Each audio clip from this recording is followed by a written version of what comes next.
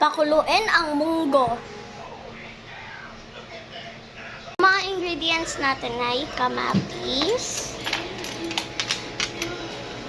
sibuyas, bawang, malunggay, daon ng malunggay, saka baboy.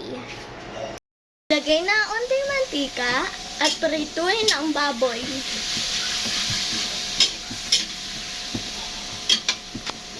Medyo pula na ang baboy, itabi, at ilagay na ang mga ibang ingredients.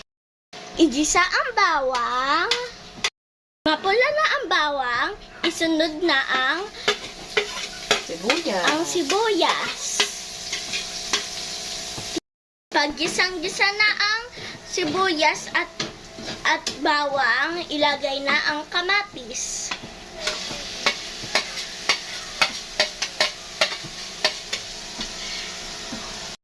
Ngayon, isunod na natin ang pinirito nating baboy. Ilagay na natin ang ating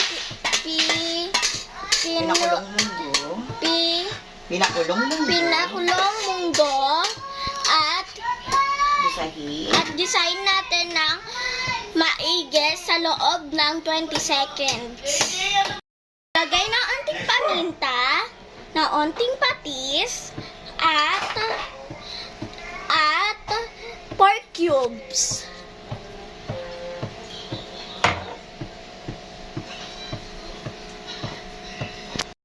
Ilagay ang daong malunggay at kung meron kayong chicharon, lagyan ng chicharon, meron or wala.